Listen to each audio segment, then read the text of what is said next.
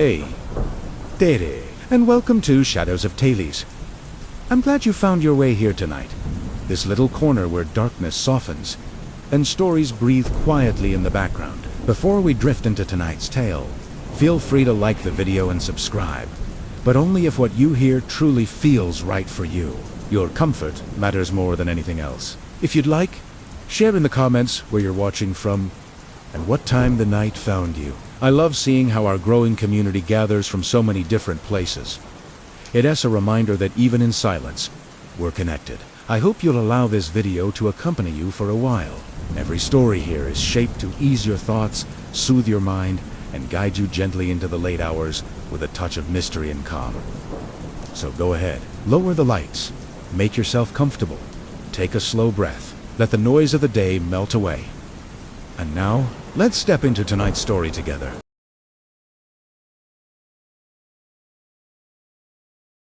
The last room at the end of the upstairs hallway. That was the only one left. Leon took it. She should have trusted her gut.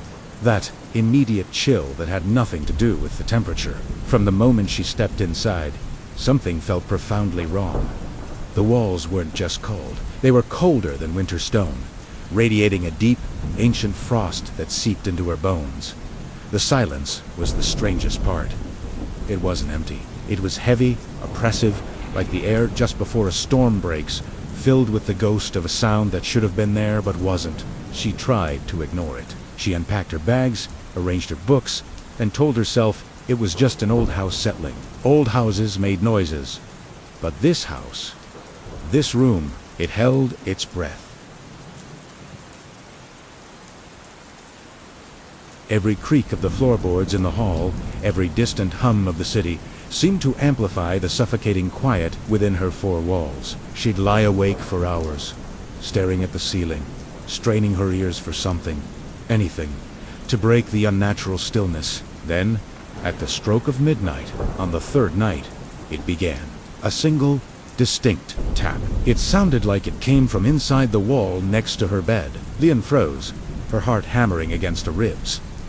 She waited. A minute later, another tap, just as clear. And then, nothing. The silence returned. But now it was different. It was a listening silence, a patient one. This pattern repeated itself every night. Midnight, tap, tap. Long, agonizing, quiet. She started to dread the approach of midnight, her body tensing as the clock ticked closer. She tried sleeping with music on, with the TV murmuring in the background, but the taps always cut through, precise and deliberate. By the seventh night, the phenomenon evolved. The taps were still there, but now they were followed by something else. A whisper. It was faint, like a breath of air being squeezed through a crack that shouldn't exist. It was impossible to make out words at first, just a dry, sibilant hiss that slithered into the room. Leanne would press her ear against the cold plaster, her own breathing hitched in her throat, trying to decipher the sound.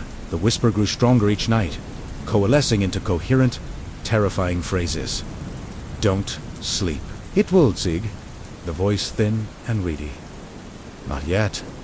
Not before you hear me. Sleep became a forgotten luxury. She was exhausted, her eyes ringed with dark circles, her nerves frayed to the breaking point. She was living on coffee and fear. The landlord dismissed her concerns with a wave of his hand. Old pipes, he'd said gruffly, but pipes don't whisper your name. They don't beg you to stay awake. Leanne felt a creeping sense of isolation. Was she going crazy? Was this all in her head? A product of stress and a new, unsettling environment. The 10th night shattered that illusion. As she lay in bed, staring at the wall, a shadow moved. It wasn't a shadow cast from anything in her room. It was darker, a fleeting shape that passed behind the solid, painted surface of the wall as if it were a pane of frosted glass. It was tall and slender, and for a terrifying second, it seemed to pause, turning its featureless head towards her before gliding on. Panic, cold and sharp, pierced through her exhaustion. This wasn't in her head.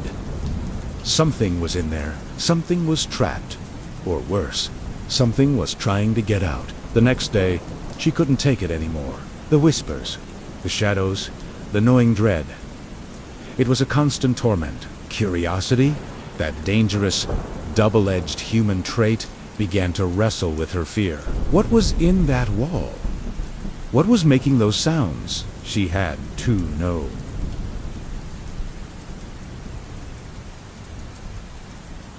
Her hands trembled as she chose a spot on the wall where the whispers seemed loudest, where the shadow had passed. The drill bit wind as it bit into the plaster, sending a fine white dust cascading to the floor. It felt like a violation, a sacrilege. After a moment, the resistance gave way.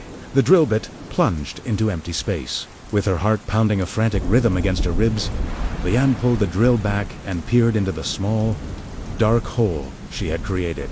It was pitch black, a stale, musty odor, like that of a long-forgotten cellar, wafted out, carrying with it a profound sense of decay and sorrow. She widened the hole carefully with the back of a screwdriver, her fingers brushing against something smooth and wooden on the other side. It was a door frame. Hidden, plastered over, fueled by a terrifying adrenaline rush. She worked frantically, tearing away chunks of plaster and lathe.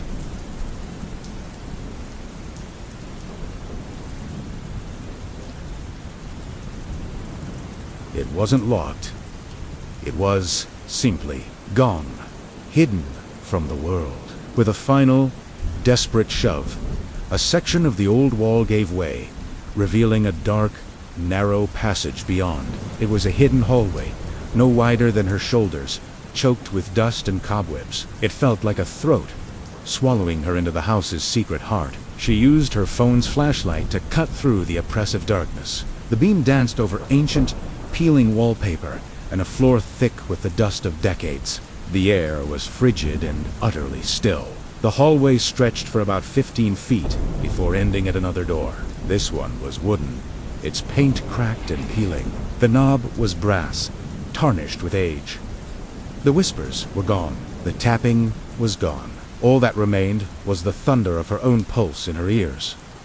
With a final, shaky breath, she turned the knob. It rotated with a silent, well-oiled ease that was deeply unsettling. She pushed the door open. The beam of her phone's light swept across the room inside. It was a bedroom, almost identical to her own, but a mirror image. The furniture was the same style, but ancient, covered in thick shrouds of dust. A wardrobe, a dressing table, and a bed. And on the bed lay a woman. Lyon's breath hitched. A strangled gasp caught in her throat. Her long, dark hair was splayed across the pillow, framing a face that was disturbingly, shockingly familiar. Leanne raised her phone, the light trembling, illuminating the woman's features more clearly. It was her face. It was her own face. Every line, every feature, every detail reflected back at her. But it wasn't her. This version was pale, waxy, and utterly lifeless. The eyes were closed, the lips slightly parted, a silent sculpture of herself carved from death. A wave of nausea and vertigo washed over Leanne. Who was this? Why did she look exactly like her? Was this a sister she never knew? A distant relative? The question spiraled in her mind, a vortex of confusion and horror. The room felt like a tomb, a carefully constructed shrine to this dead version of herself. She saw a small, leather-bound diary on the bedside table, and an overwhelming compulsion to understand seized her. She reached for it, her fingers brushing the cold, stiff hand of her doppelganger. The contact was like an electric shock. A flood of images, of sensations, crashed into her mind. The feeling of cold plaster being smoothed over a doorway, the suffocating darkness. Decades of patient waiting, the desperate, silent screams that became whispers. The single thought, repeated over and over like a mantra. I need a body. I need to be free. Someone will come. Someone who looks like me. It was the room. The room hadn't trapped this woman. The woman was the room. A psychic parasite, a soul that had learned to manipulate the physical space around it, waiting for a perfect replacement, a replacement that had finally arrived. A profound, soul-deep terror seized Leanne. She scrambled backward, dropping the diary, her mind screaming one word, run. She turned, spinning away from the horrifying tableau on the bed, her eyes fixed on the doorway she had come through. But there was no doorway. Where the opening to the hidden hallway had been, there was now only a solid, seamless wall. The plaster was smooth, pristine, as if it had been there for 100 years. She slammed her fists against it, the solid thud echoing in the dead air of the secret room. It was useless. There was no crack, no hole, no sign that a passage had ever existed. From behind her, from the bed, came a soft, sighing sound. A sound of immense satisfaction and release. Liane didn't dare to turn around. She didn't need to. She could feel it. She could feel the chill in the room lessening, the cold energy that had been trapped for so long, coalescing, shifting. Then she heard it. From the other side of the wall, she was now trapped behind. From what used to be her bedroom, a single, distinct tap. Then another. The beginning of a new wait.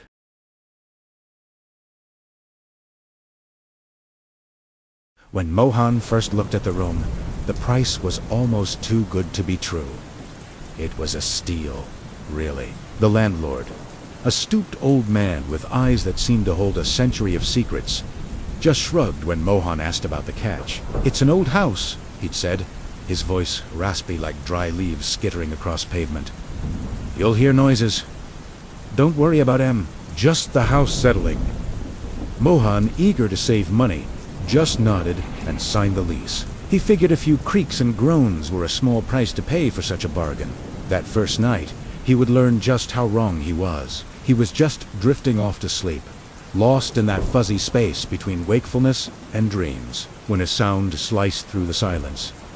It wasn't the house settling. It was a whisper, faint at first, but undeniably there. It seemed to come from right inside the wall next to his bed.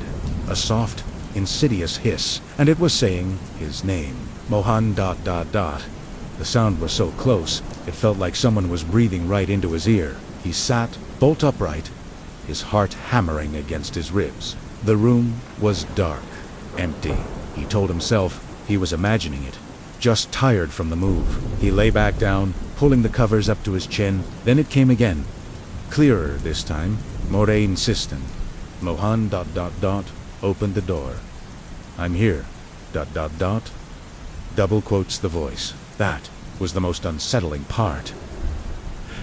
It was familiar, terribly, achingly familiar. It sounded just like his friend Arav, who had vanished without a trace over a year ago. The police had closed the case, but Mohan had never stopped looking, never stopped hoping. Hearing that voice now, in this strange, new room, sent a jolt of ice water through his veins. He scrambled out of bed, fumbled for the light switch, and flooded the room with a harsh yellow glare. Nothing. Just his boxers, his bed, the blank expanse of the wall. He pressed his ear against it, listening. Silence. But the voice lingered in his memory. A chilling echo. He barely slept for the rest of the night, jumping at every creak, every groan of the old house. The next morning, sleep-deprived and on edge, he was about to leave for work when he noticed it. There, on the wall right where he'd heard the whisper, was a faint discoloration in the old plaster. It was a handprint, not on the surface, but pressed into the wall, as if from the inside. He ran his fingers over it. The plaster was smooth, cold, and solid, yet the print was undeniable. 5 fingers in a palm, pushing outward from within. He tried to rationalize it. An old stain? A trick of the light? But he knew what he saw. The landlord's words came back to him. "Don't worry about the noises." Was this what he meant? Mohan felt a knot of dread tighten in his stomach. He took a picture with his phone, needing some proof that he wasn't going crazy, and hurried out, locking the door firmly behind him. The second night, the whispering started earlier. Mohan ... "I've been waiting for you. It's so cold in here ... double quotes. The voice was still Larav's, but it was weaker, strained. Mohan shouted back, his voice trembling. "Who's there? What do you want?" The only reply was a soft, scraping sound from inside the wall, like fingernails dragging across stone. He spent the night on the sofa, as far from the bedroom wall as possible, with every light in the small apartment blazing. He felt like a child, afraid of the monster in the closet. But this felt terrifyingly real. The next morning, there was another handprint next to the first one. This one was clearer, more defined. It was like whatever was in there was pushing harder, getting stronger. Over the next few days, a horrifying routine developed. Every night, the whispering would come, sometimes pleading, sometimes angry. And every morning, a new handprint would appear, each one more desperate, more distinct than the last. The wall was becoming a gallery of silent screams. Mohan was a wreck. He wasn't eating. He wasn't sleeping. At work, his colleagues asked if he was okay. He just mumbled something about moving stress. How could he possibly explain he was being haunted by a hand inside his wall? He considered calling the police. But what would he say? He felt utterly alone, trapped in a waking nightmare. On the fifth night, something changed. The scraping sound was louder, more frantic, and then came a new sound. A soft, wet, cracking noise. Mohan stared at the wall. His breath caught in his throat. Right in the center of the largest handprint, a hairline fracture appeared in the plaster. Then, another. He watched, mesmerized with horror, as tiny white fragments of plaster began to fall to the floor. And then, slowly, a fingertip pushed through. It was pale, waxy, and the nail was long and yellowed. Then a second finger, and a third. Te tweechade! They wiggled. They clawed at the plaster, widening the hole. Mohan stumbled backward, a strangled cry escaping his lips. He fled the room, barricading himself in the living room, listening to the dreadful sounds of digging and scraping that continued all night long. By the morning of the sixth day, there was a hole in the wall, about the size of a fist. The fingers were gone, retreated back into the darkness. Peering into the opening was like staring into an abyss. He could see nothing, only smell a damp, earthy odor, like a freshly dug grave. He knew he had to leave. He had to get out. He started frantically packing his things, throwing clothes and books into boxers, his hands shaking so violently he could barely function. He'd sleep in his car, a hotel, anywhere but here. He just needed to survive one more night. He called the landlord, his voice high-pitched with panic. "I'm leaving! I'm breaking the lease. I don't care. I'm getting out of here." The landlord's reply was chillingly calm. "I told you not to worry about the noises, son. The house is just settling." 10 hung up. The seventh night arrived like a death sentence. The sun went down, and the apartment was plunged into a dreadful quiet. Mohan didn't even try to sleep. He sat on the floor of the living room, surrounded by his half-packed boxers, his largest kitchen knife clutched in his hand. He stared at the bedroom doorway, waiting. The scraping started just after midnight. It was louder than ever, a furious, determined clawing. Plaster rained down. The hole grew larger and larger. Soon, a whole hand emerged, then a pale, sinewy arm. It was followed by a shoulder, a head of matted, dark hair, and then a face. The thing that crawled out of the wall was not Arav. It contorted its body, pulling itself through the impossibly small hole with a series of sickening cracks and pops. It was thin, emaciated, its skin stretched tight over its bones, looking like a distorted sculpture made of wax and shadow. It slowly, painfully straightened up. And Mohan screamed, because the face that was staring back at him, the gaunt, twisted, monstrous face, ... was his own. It was a warped copy of him, a funhouse mirror reflection. Its eyes were his eyes, but they were hollow, empty voids. Its mouth was his mouth, but it was stretched into a wide, predatory grin that was utterly inhuman. The copy took a step forward. Its joints clicking, it moved like a marionette, with its strings tangled, jerky and unnatural. It looked around the room, at Mohan's boxers, his pictures, his life. Then its gaze settled back on Mohan, the real Mohan, who was frozen in terror. The copy's smile widened. It opened its mouth, and when it spoke, the voice was no longer Arab's. It was Mohan's own voice, but flat, devoid of all emotion. "You can go, now." The copy sighed. "I'm here. It started walking towards him, its movements becoming smoother, more confident with every step. It was learning. It was adapting. It wanted to replace him, to slide into his life as if it had always been there. And Mohan knew, with a sudden soul-crushing certainty, that no one would ever notice the difference. The house wasn't just settling. It was making room.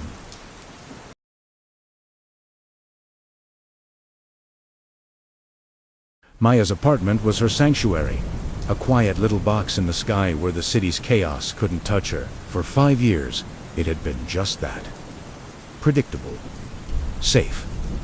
Until the nights started to have a sound of their own. It began subtly, a soft, rhythmic whisper she first dismissed as the old building settling, or maybe the hum of the refrigerator. But this sound was different. It was organic. It was breath. She'd lie in bed, her head nestled into her favorite pillow, and that's when she'd hear it. A slow, steady inhale, and a long, quiet exhale. It seemed to come from directly beneath her, right under the pillow.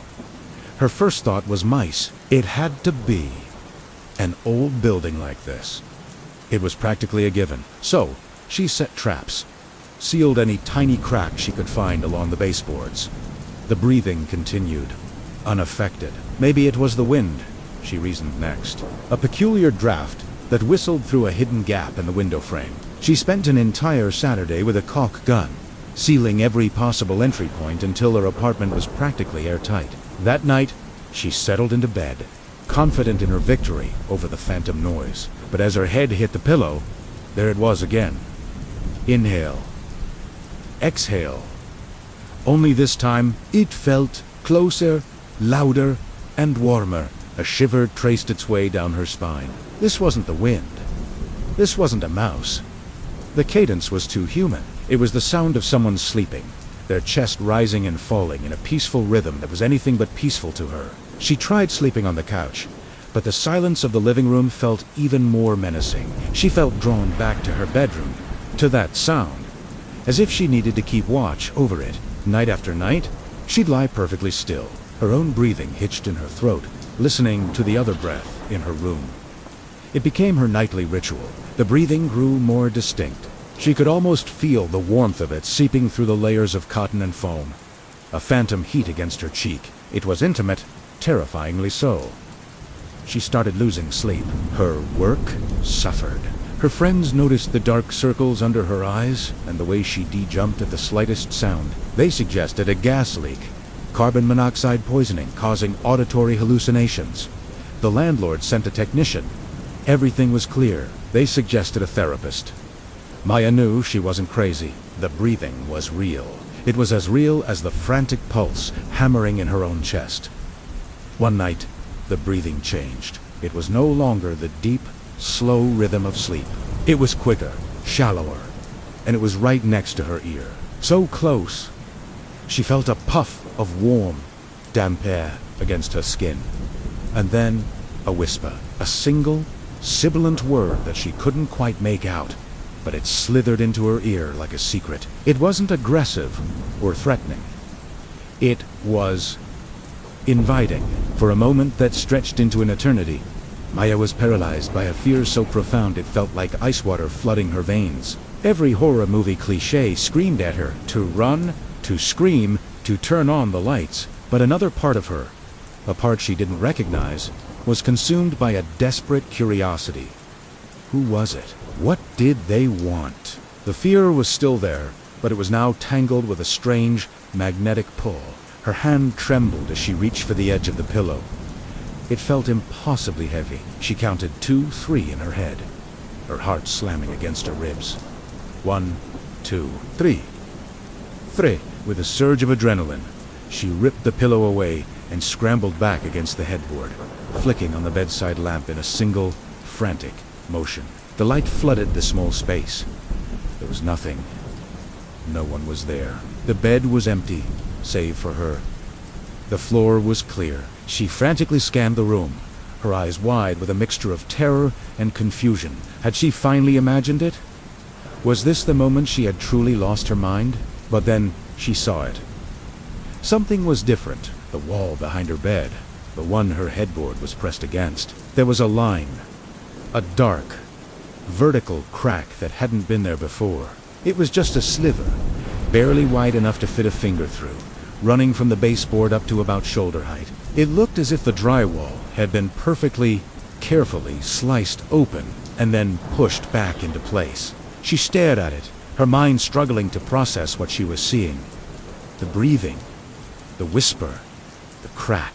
It all clicked into place with a horrifying certainty. The sound hadn't been coming from under her pillow. It had been coming from inside the wall. The rest of the night passed in a blur of sleepless terror. Maya sat huddled on her couch, a blanket wrapped tightly around her, staring at the closed bedroom door, listening.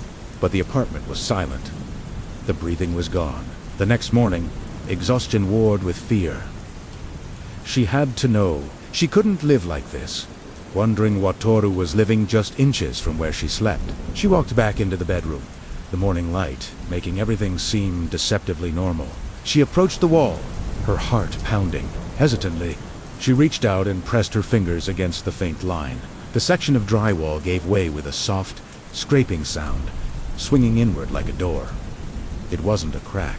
It was a perfectly cut hatch. Darkness yawned back at her from the space between the walls. It smelled of dust, old wood, and something else. Something faintly sweet and cloying. For hours, Maya just stood there, staring into that sliver of blackness. Her fear was a living thing, a cold knot in her stomach. But the pull, the strange, illogical curiosity, was stronger. The whisper from the night before echoed in her mind. It hadn't been a threat. It had been a promise of peace, of an end to the fear. Her friends called, their voices tinny with worry when she didn't show up for work. She didn't answer. The landlord knocked, his voice muffled through the door, asking if she was okay. She didn't move. The world outside the apartment, with all its noise and demands, simply faded away. All that mattered was the quiet, dark space waiting for her. When the building superintendent finally used a master key to enter the apartment 2 days later, they found it empty. Maya's purse was on the table, her keys next to it. Her bed was neatly made. Everything was in its place, except for the gaping black rectangle in the bedroom wall. A search was launched. Police questioned her friends, her family. No one had seen her. No one had heard from her. She had simply vanished from her own locked apartment. It was weeks later when a maintenance worker, investigating a strange smell in the apartment below, decided to use a fiber optic camera to inspect the space between the walls. And that's where they found her. Maya was curled up in the narrow cavity, tucked between the studs and wiring. She wasn't hurt. She wasn't struggling. She was asleep. On her face, bathed in the camera's small, intrusive light, was a serene and gentle smile. She looked completely at peace, as if she had finally found the one quiet place in the world she had been searching for, as if she had finally gone home.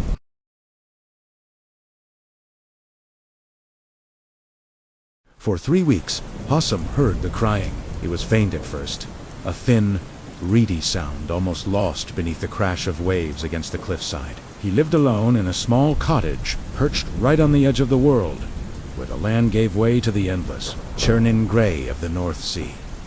His kitchen, the warmest room in the house, had one wall that faced the ocean directly.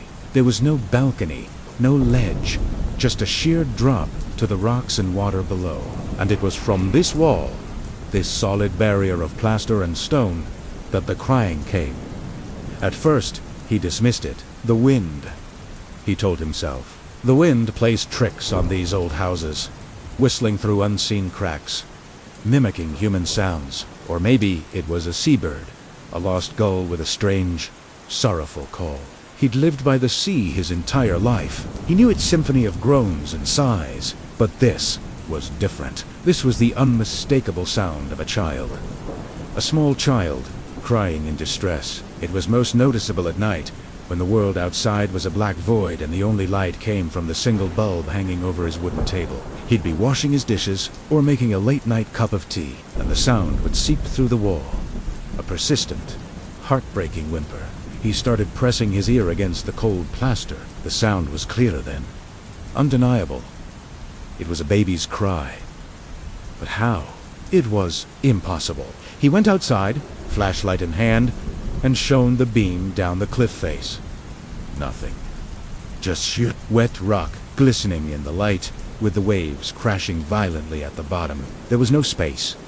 No hidden room, no crevice large enough for a person, let alone a child. His neighbors were a quarter-mile down the coast. Their kids were grown. He was utterly alone out here. The sound began to wear on him. Sleep became a luxury. Every creak of the house, every gust of wind, made him jump. The crying became a constant companion, a ghost in his home. He started talking to it. "What do you want?" He'd whisper to the wall, his voice trembling. "Who are you?"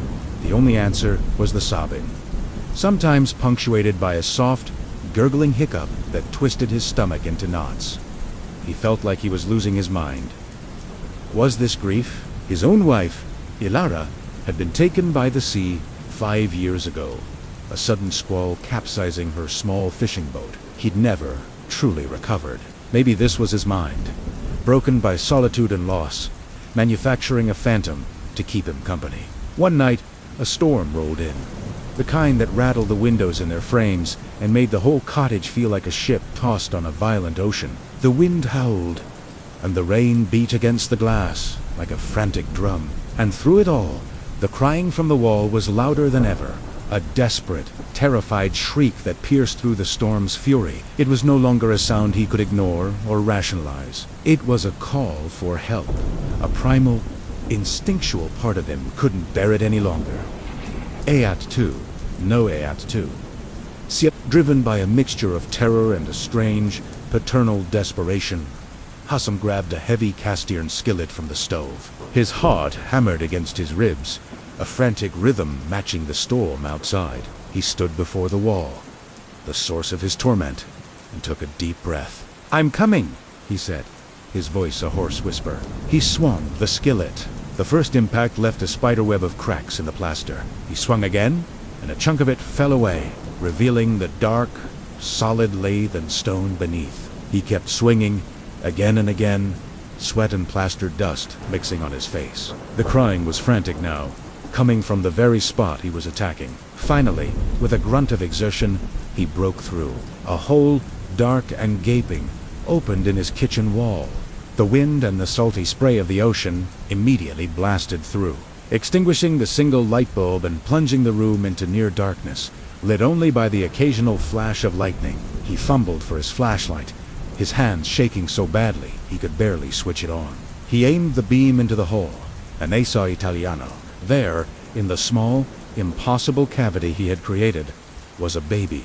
It was curled up, wrapped in what looked like seaweed and old tattered rags. Its skin was pale, almost translucent, and its eyes were wide and dark, reflecting the beam of his light. It wasn't crying anymore. It was just looking at him, as lightning flashed again, illuminating the scene in a stark, brilliant white. Hassam saw that the baby's hair was like fine strands of sea foam, and its lips were the color of a deep blue mussel shell. Eerie atched in his mind, numb with disbelief. The space was cold, damp, and smelled of salt and decay. As his fingers touched the child, it didn't recoil. Instead, it looked up at him, its dark eyes holding an ancient sorrow. And then, in a voice that was not a baby's, a voice that sounded like the whisper of the tide pulling back over sand, it spoke a single word. Return. The moment the word was spoken, Hassam lifted the child into his arms. But there was no weight, no substance. The form he held seemed to dissolve on contact. It wasn't solid flesh and bone. It was water, a cold, briny liquid that flowed through his fingers, over his arms, and onto the floor, soaking his clothes. The seaweed and rags fell away into a wet, dark pile. In seconds, the baby was gone, melted into a puddle of salt water that quickly seeped between the floorboards. All that remained was the chilling echo of that one word. Return. Hassam stood there, shivering, drenched in seawater that had, a moment ago, been a child. The hole in his wall was a black maw, a wound that connected his home directly to the raging sea. The storm outside seemed to crescendo, the waves crashing higher, angrier, than before. He felt a profound, soul-deep chill that had nothing to do with the cold. It was as if the sea, his old neighbor and the taker of his wife, had just sent an emissary. It had been testing him. It had sent back a piece of what it had lost, a soul forged from its own depths, to see if he would accept it. And he had. He had taken it into his home. He had broken down the barrier. A massive wave slammed against the cliffside, and this time the impact was so powerful the entire cottage shuddered. A spray of water shot through the hole in the wall, dousing him again. It felt like a claim. The sea had collected its lost child, but the whisper echoed in his mind. Return. It wasn't just about the baby. He understood now, with a terrifying clarity. The sea had taken a part of his life 5 years ago. Now, having seen that his heart was still open, that he would still reach out to the lost and the crying, it had decided it wanted the rest. It wanted him to return to, and looking out through the hole into the roaring, black abyss, Hassam knew the sea would not rest until it had collected its due.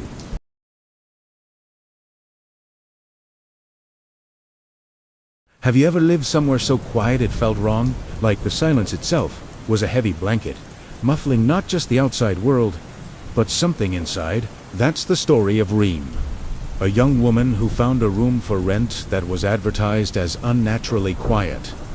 She thought it was just a quirky marketing line, a promise of peace in a noisy city. She couldn't have been more wrong.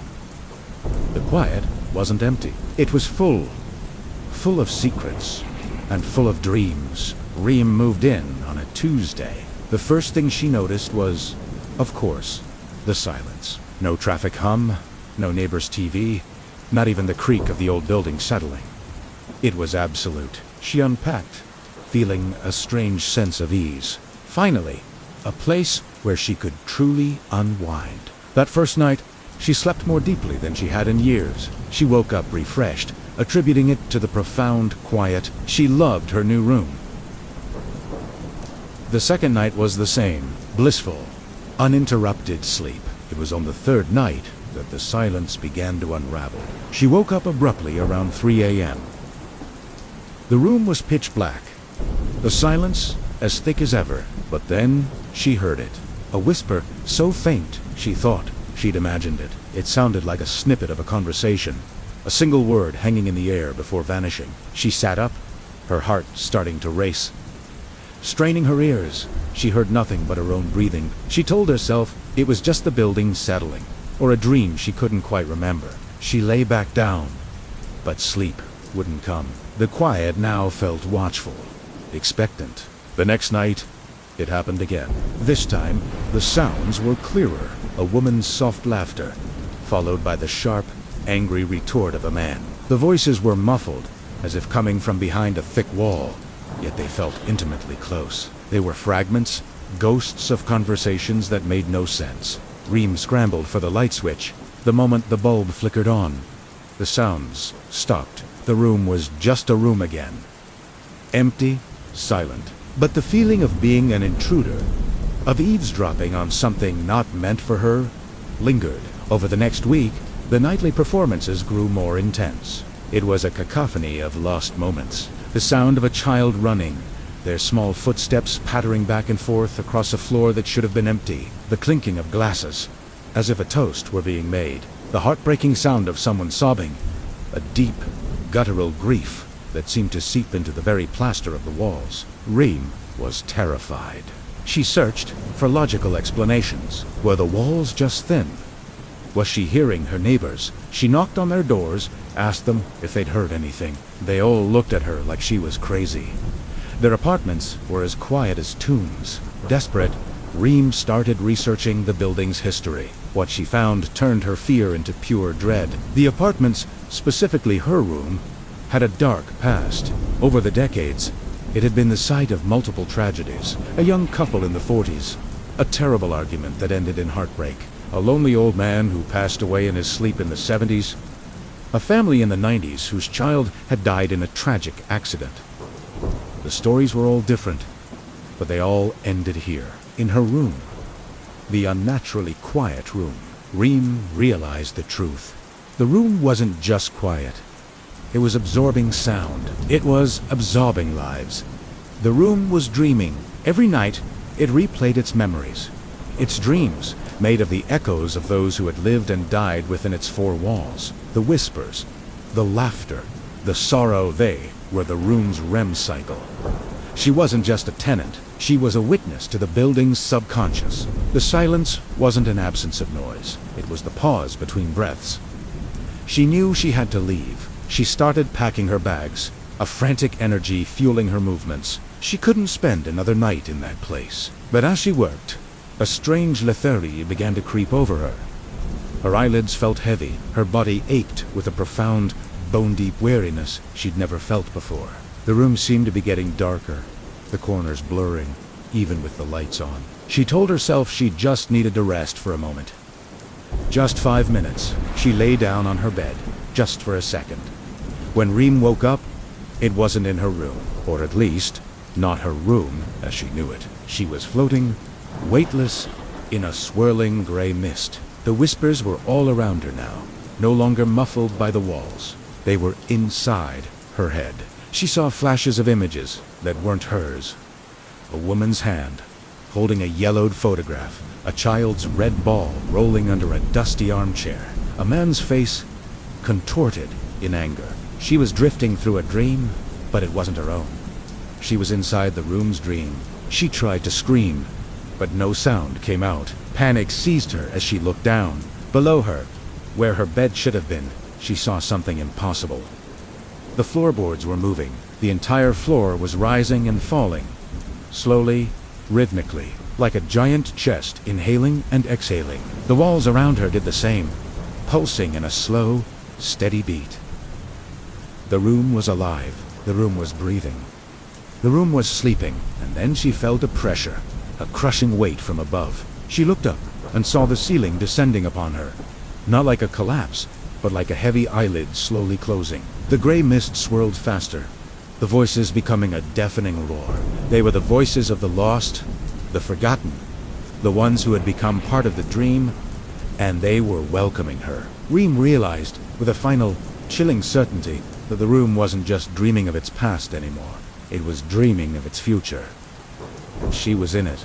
The unnaturally quiet room had found a new voice to add to its collection. As the ceiling pressed down, her own consciousness began to fade, her memories dissolving into the ghostly chorus. The room slept on top of her, absorbing her story, her life, her screams, until all that was left was silence. The next day, a new tenant came to view the apartment. They remarked on how peaceful it felt, how unnaturally quiet. They signed the lease, excited for the deep, uninterrupted sleep they would finally get. They had no idea that every night the room would dream, and that sometimes a new, frightened voice would whisper among the others, a voice that sounded a lot like Reem.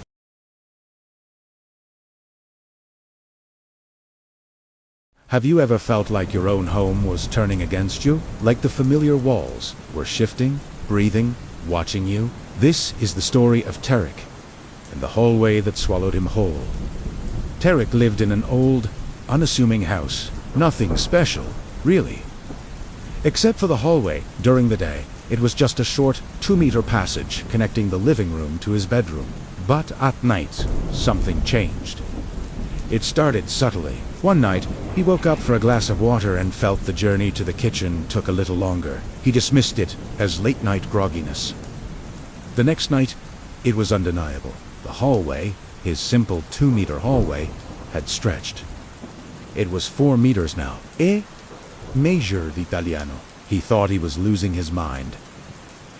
Sleep, deprivation, stress. He tried to rationalize it. But the following night, it was 9 meters long. The familiar wallpaper pattern repeated itself into a dizzying, endless tunnel. The single, dim bulb that usually lit the space now seemed miles away, a faint star in a dark abyss. He was terrified. He started sleeping on the couch, too scared to even attempt the journey to his bedroom. But the fear wasn't just about the length, it was the sound. A faint scratching began, coming from inside the walls. At first, it was like mice, but it grew louder, more rhythmic. It became footsteps, slow, deliberate footsteps, pacing just behind the plaster. They started at the far end of the growing hallway, and each night they got a little closer to the living room door. Tarek could feel the vibrations through the floorboards. It was the sound of something walking, something patient, something that knew he was listening. He told his friends, but they just laughed. An expanding hallway. Footsteps in the walls. "Tarek, you've been working too hard," they'd say. He tried showing them, but during the day, the hallway was always back to its normal 2-meter length. The evidence of his nightly terror vanished with the morning sun. He was alone with it. He knew he wasn't crazy. The cold dread that filled his gut every time the sun went down was too real. After a week of sleepless nights and mounting terror, Tarek decided he needed proof. He couldn't live like this, trapped in his own living room, a prisoner of a paranormal anomaly. He had to show someone, anyone, that what was happening was real. So, he set up his camera on a tripod, pointing it directly down the hallway from the safety of the living room. A hit record, his hands trembling. He was determined to capture the phenomenon on video. The night fell like a shroud. As darkness settled, the transformation began. The hallway started its nightly stretch. On the camera's small screen, Tarek watched the far door recede into the distance. 2 meters became 4, then 10, then 20. The light at the end became a pinprick, and then the footsteps started. Louder than ever before. They weren't just in the walls anymore. They sounded like they were on the floor of the hallway itself, heavy and shuffling. And they were getting closer. Something inside, Tarek snapped. Was it desperation? A surge of defiant courage. He couldn't just sit there and watch anymore. He had to confront it. He had to see what was at the end of his impossible hallway. He picked up the camera, leaving the tripod behind. "I'm going in," he whispered, his voice cracking, more for himself than for the recording. He took a hesitant step into the elongated darkness. The air in the hallway was thick and cold, unnaturally still. The familiar wallpaper felt alien under his fingertips. He walked and walked, the living room shrinking behind him. The footsteps had stopped. All he could hear was the frantic pounding of his own heart and the sound of his own breathing. He kept the camera pointed forward, its small light cutting a pathetic beam into the oppressive blackness. He walked for what felt like minutes, but the end of the hallway seemed no closer. It was like walking on a treadmill, a nightmarish architectural illusion. He turned to look back. The light from the living room, which should have been just a few meters away, was now a tiny, distant square. Panic seized him. He had walked much farther than he thought. He spun back around, and that's when he saw it. The hallway wasn't just long. It was changing. The walls seemed to pulse, to breathe. The floor felt soft, almost fleshy under his feet. He felt a strange, pulling sensation, as if the hallway itself was drawing him deeper into its gullet. He realized his mistake. He wasn't walking through the hallway. The hallway was moving him. It was a conveyor belt to nowhere. The terror was absolute. He wanted to scream, but the sound was trapped in his throat. He tried to run back, but his legs felt like lead. The path back to the living room was now impossibly long. The door a speck of lost hope. He was trapped. Tarek was never seen again. When his friends finally got worried enough to check on him, they found the house empty. The hallway was just 2 meters long. Everything was normal, except for the camera lying on the floor of the living room, just at the entrance to the hallway. The battery was almost dead, but the footage was there. The police reviewed the recording. They saw the hallway stretch. They saw Tarek's terrified face as he decided to go in. They saw the shaky, frantic journey into the darkness. And then, at the very end of the recording, just before the battery died, they heard his final, horrifying words. The image was just a blur of panicked movement, but his voice was chillingly clear, a desperate, breathless warning. He said, "Don't walk inside it. It walks you." The case was closed, labeled as a missing person.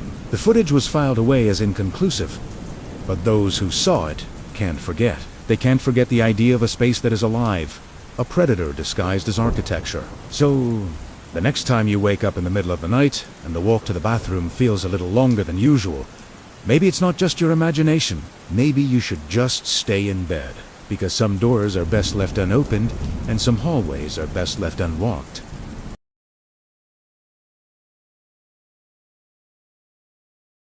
I never believed in ghosts. Not really. I mean, I enjoyed a good scary movie. But I always figured, once the credits rolled, that was it. Reality was just ... reality. That all changed the day I bought the house on Hemlock Lane. It was a steal, an old Victorian with high ceilings and beautiful woodwork. Way more than I could normally afford. The realtor was a bit cagey about the previous owner, a reclusive old man named Arthur Finch. She just said he'd passed away peacefully. It wasn't until I was signing the final papers that I overheard a whisper from one of the office staff that the Finch house, the one where he just ... vanished. Vanished, not passed away. That should have been my first red flag. The first few weeks were normal. Unpacking boxers, painting walls.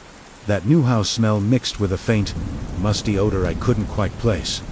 I figured it was just old pipes. The strangeness started subtly, a cold spot in the hallway that never seemed to warm up.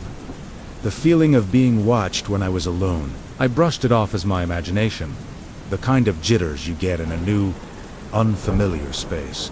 But then, the voice started.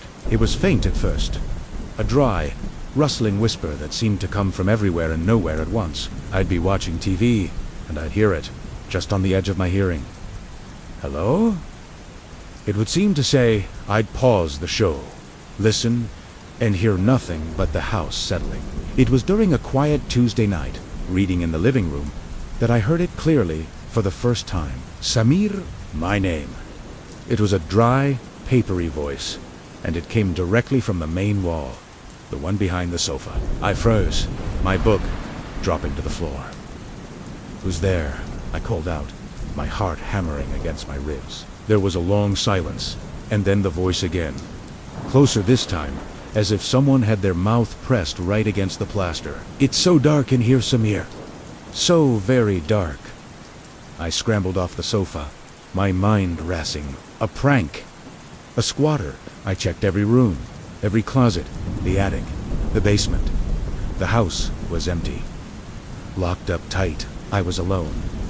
Or I was supposed to be. That night, sleep was impossible. The whispers continued, weaving in and out of my consciousness.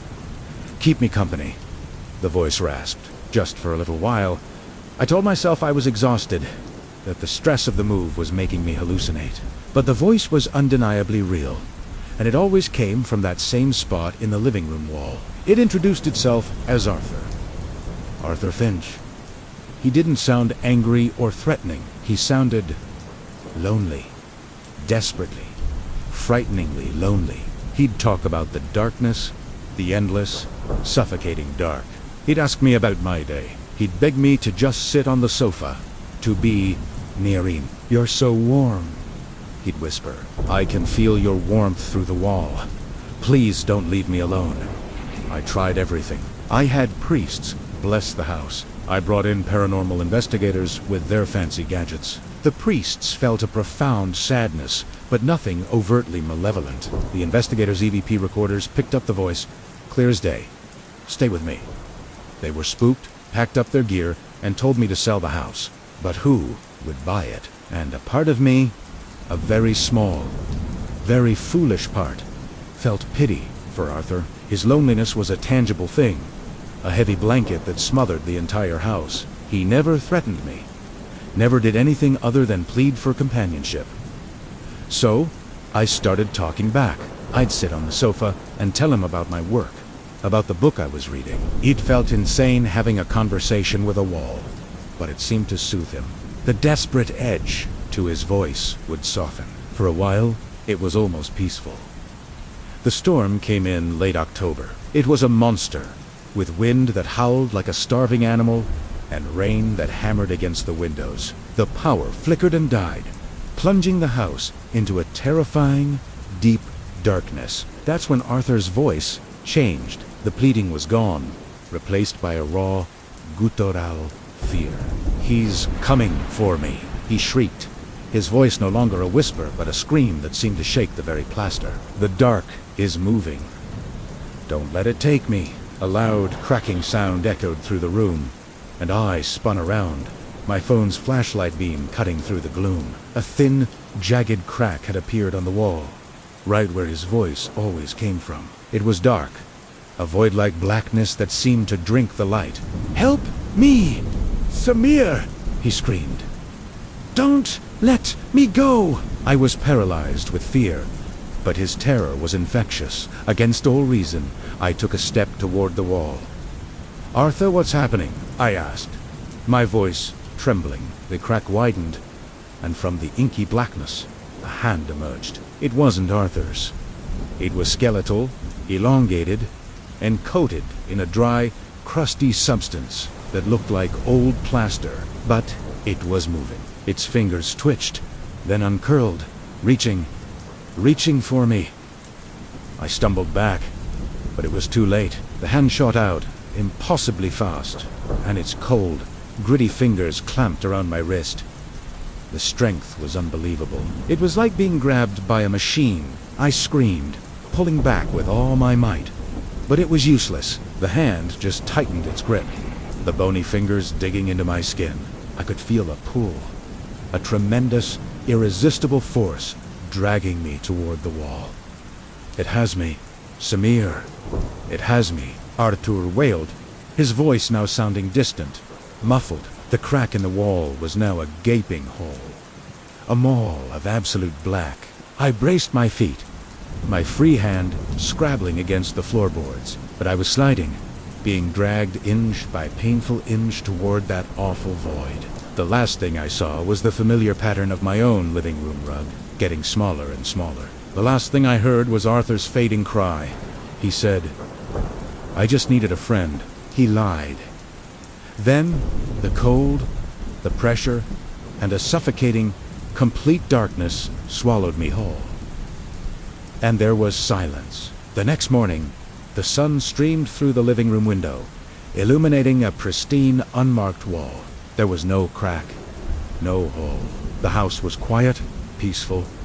The storm had passed. A new family, the Millers, were excited to move in. They'd gotten the house for an unbelievable price after the previous owner, a young man named Samir, had apparently abandoned it, leaving all his belongings behind. As Mrs. Miller directed the movers where to put the sofa, she paused. She tilted her head, listening. From deep within the wall, she thought she heard a faint, desperate whisper, a voice she'd never heard before. It was pleading, begging for company in the dark, and it was calling a new name. Emily... ... Emily, are you there?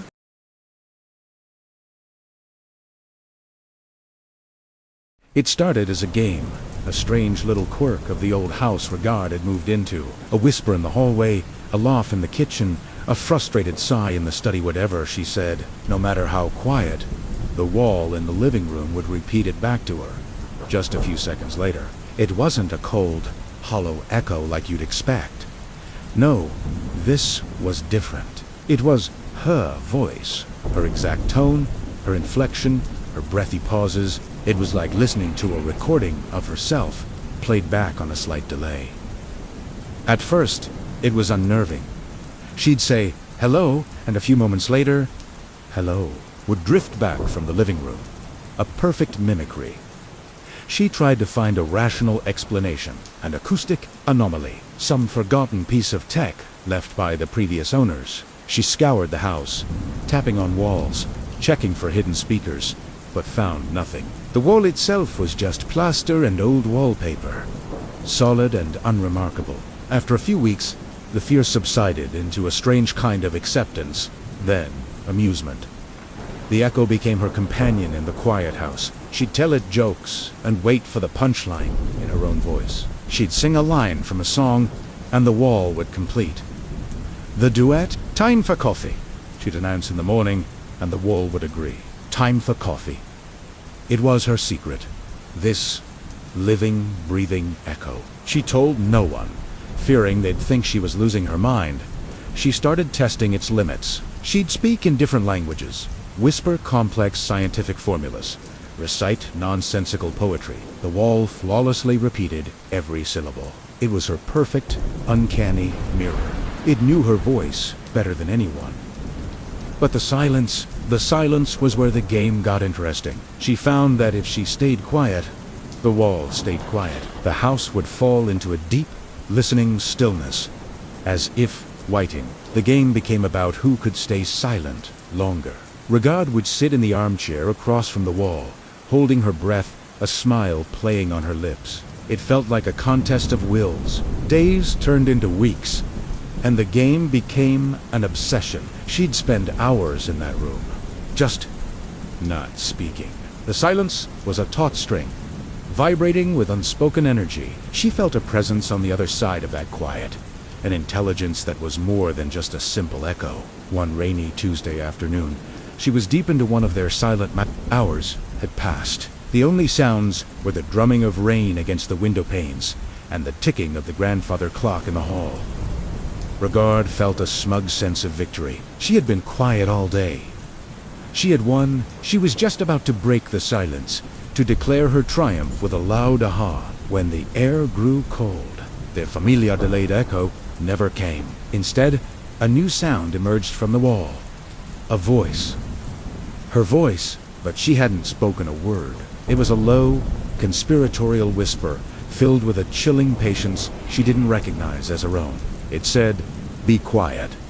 Goosebumps erupted on her arms. The voice continued, smooth and self-assured. "It's my turn to talk." Panic seized Regard. This wasn't the game anymore. This was something else entirely. She scrambled to her feet, her heart hammering against her ribs. She wanted to scream, to run, but her throat was tight with terror. Her own voice, coming from the wall, began to speak again, not echoing her, but originating a conversation. It talked about her day. It said, "I think I'll make some tea now," in a cheerful tone that was utterly grotesque. She backed away, stumbling out of the living room.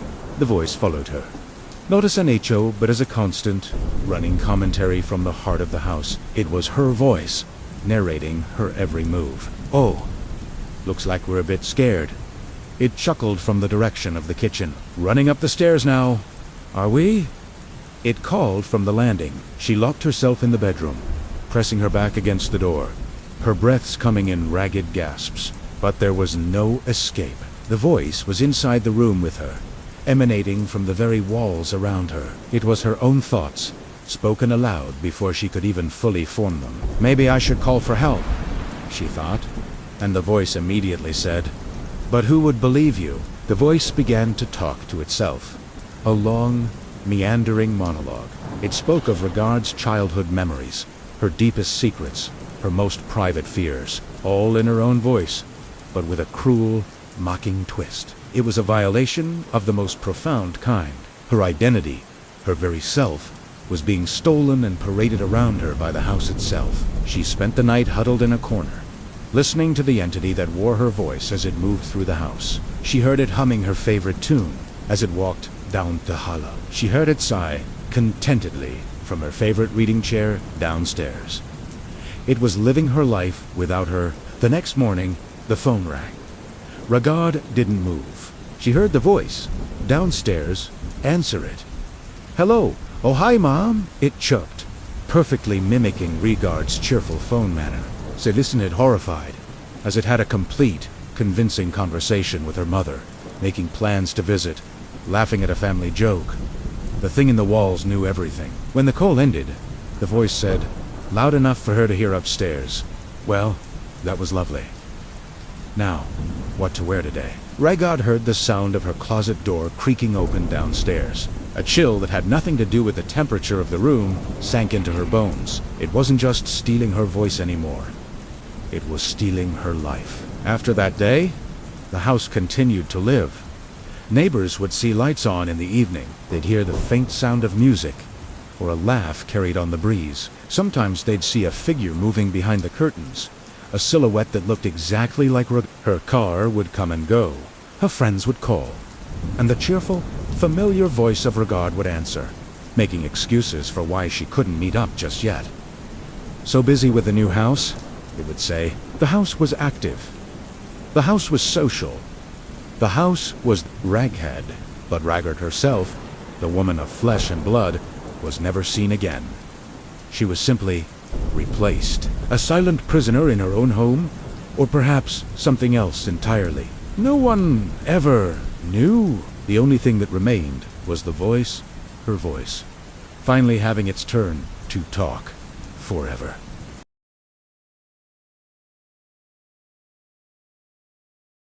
Farah had never been the type to believe in old wives' tales or village rumors. So when he'd bought the abandoned countryside house and the locals whispered about its breathing wall, he simply laughed it off. He figured it was just the kind of superstition that thrived in small, isolated places. But the first night he spent in his new home, a strange feeling began to creep in. The silence was the first thing he noticed. It wasn't a peaceful quiet. It was an unnatural, oppressive stillness. No wind rattled the old window panes. No crickets chirped outside. The silence was so thick, so heavy. It made his own heartbeat sound like a drum thudding in his ears. Then, just as midnight approached, a sound shattered the quiet. A single, desperate knock. It wasn't from the front door. It wasn't from the floor above or the cellar below. The knock came from inside the wall, right beside his bed. Farah froze, every muscle in his body tensing. He held his breath, listening. There it was again. Another knock, more urgent this time.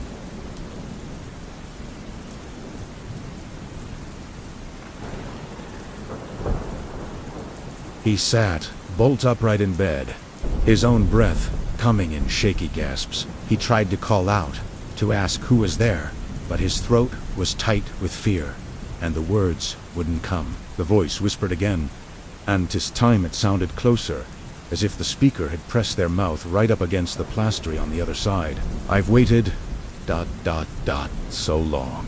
You must open the wall. Every instinct in his body screamed at him to run, to get out of that house and never look back. But a deeper, more primal part of him, a dangerous mix of curiosity and a strange sense of sympathy, held him captive. He swung his legs out of bed and slowly, cautiously, approached the wall. He pressed his ear against the cold plaster. The wall felt like a block of ice. The voice whispered again, a frantic, urgent plea. Please hurry. Before it wakes, a cold shiver snaked its way down his spine. Before asterisk. What asterisk wakes? He flipped on every light in the room. The sudden brightness, a weak defense against the suffocating darkness he felt closing in. Grabbing a heavy flashlight from his bag, he began to inspect the wall, running the beam of light over its surface. The plaster looked ancient, far older than any other part of the house. As he looked closer, he saw faint scratches. They were long and shallow, and they seemed to originate from inside the wall, as if something had been clawing, trying to get out. Farah didn't sleep a wink that night, as the first rays of morning light streamed through the dusty windows. He tried to convince himself it had all been a vivid nightmare, a trick of an overactive imagination in a new, strange place. But then he saw it. Something new, a small, subtle bulge on the surface of the wall. It was faint, but it was unmistakably human-sized, as if someone were pressing their body against the plaster from behind. His blood ran cold. It hadn't been a dream. The following night was even worse. The knocking started earlier, and it was frantic, desperate. Help me, please, before it comes back, before it seals us in again. The raw panic in the voice was terrifyingly real. Farah knew he couldn't ignore it any longer. He grabbed a hammer from his toolbox. It wasn't an act of bravery. He was paralyzed with fear. But the thought of what would happen if he did nothing was even more terrifying. With the first swing, the voice inside the wall urged him on. Hurry, eat, will, ear. He slammed the hammer against the plaster again and again. Dust filled the air, choking him. Cracks spread across the wall like a spiderweb. Finally, with a loud crunch, a large section of the wall collapsed inward, revealing a dark, narrow chamber hidden within the very structure of the house. And there, sitting on the dusty floor, was a man. His beard was long and white, his clothes tattered and, from a completely different era, his eyes, wide and wild, held a strange mixture of immense relief and profound terror. He looked at Farah and whispered, his voice barely audible, "Close it behind you. Please." Quickly, Farah took a step back, shaking his head in disbelief. What? No. You need to come out. You're safe now. The old man shook his head violently. his eyes darting toward the darkness behind him. "No one leaves while it's awake." He trembled. Before Farah could ask what he meant, a sound echoed from deeper within the hidden chamber. It was a slow dragging noise, like something huge and heavy sliding across a stone floor. The man reached out for Farah, his grip surprisingly weak, but desperate. "Come inside," he pleaded. "It's the only way you survive." Farah hesitated, his mind racing. The dragging sound grew louder, closer. The man's voice dropped to a horrifying whisper. "It only hunts one at a time. If you stay out there, you're the prey." In that moment, fear completely overwhelmed logic. Farah scrambled into the dark, narrow chamber. The instant he was inside, the old man pulled him in fully and slammed the broken section of the wall shut. And then, Farah watched in horror as the wall began to repair itself. The plaster flowed and smoothed over, the cracks vanishing as if the house itself were a living thing, healing its own wound. Farah stumbled backward, his back hitting the opposite side of the cramped space. "What? What is this place?" The old man's eyes were filled with a century of exhaustion. "My name is Youssef. I was trapped here in the year 1910. This house, it's alive. It needs someone inside its walls. An offering. It keeps one person here so it doesn't have to roam, so it doesn't have to feed on the outside world." Farah felt the blood drain from his face. How long have you been in here?"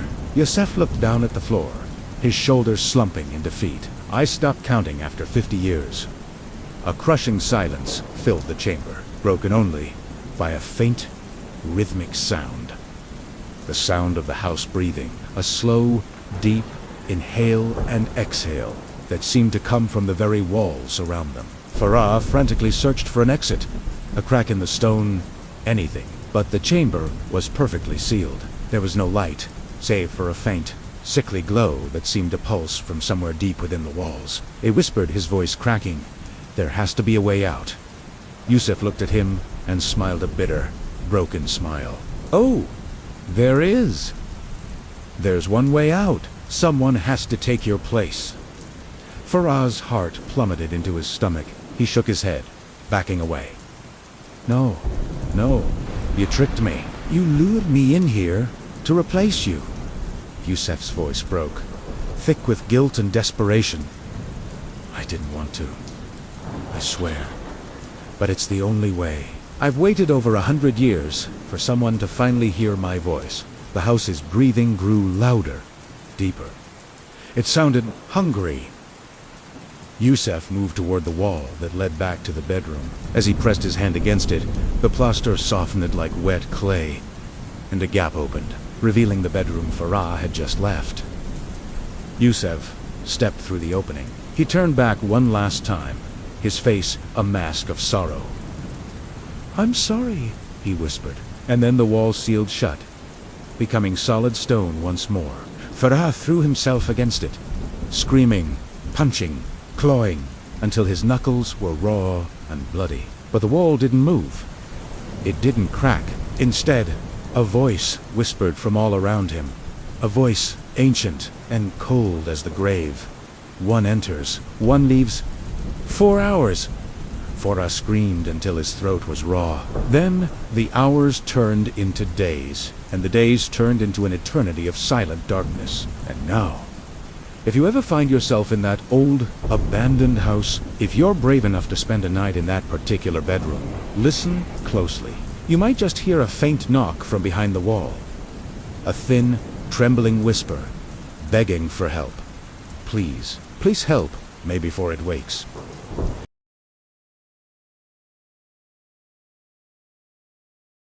When Nada first saw the house, she felt an instant connection. It wasn't just the old wood floors or the sun-drenched rooms. It was the feeling of history, of lives lived within its walls. She knew the stories. Of course, the real estate agent had reluctantly shared the local legend about the family who had lived there decades ago and simply vanished without a trace. But Nada wasn't superstitious. People disappear for all sorts of reasons. She rationalized. A new start. A secret life. A family dispute. The house itself felt warm, welcoming. She signed the lease without a second thought. Her first night was unusual. She was in the kitchen, chopping vegetables for a simple dinner, humming to herself. That's when she heard it. Laughter. It was soft, but clear. A man's deep, hearty laugh. The kind you hear when a father tells a silly joke at the dinner table. It seemed to come from the wall right beside the kitchen, the one separating it from the living room. Nada froze, knife hovering over the cutting board. She held her breath, listening. A moment later, a woman's gentle voice responded, too faint to make out the words, but the tone was affectionate. Then, a child's giggle, pure and bright, bubbled up, completing the picture of a happy family meal. The voices were faint, almost like a memory echoing through the old structure. But they felt so alive, so warm. Strangely, a sense of fear didn't wash over her. Instead, she felt a peculiar comfort, a feeling of being accompagné. She walked over to the wall and pressed her palm against the cool plaster. A faint vibration tickled her skin, like sound waves trapped inside a hollow space. She wasn't alone in this big, old house. The thought was more reassuring than frightening. The days that followed were filled with the Phantom family. They became the soundtrack to her new life. In the mornings, she'd hear their cheerful chatter as she made her coffee. The sound of small feet running up and down the hallway would echo while she worked on her laptop. She'd hear snippets of small, harmless arguments over a misplaced toy, followed by the soft, soothing tones of a mother making peace. At night, as she settled into bed, the murmur of a bedtime story would drift from the walls, a gentle lullaby from another time. Yet, every time she went to investigate, she found nothing. The house was always empty. The rooms were silent, the air still. The hallways were just hallways. It was only the walls that seemed to live, to hold these echoes of a life long past. It was as if she were living alongside ghosts, but they weren't haunting her. They were just living.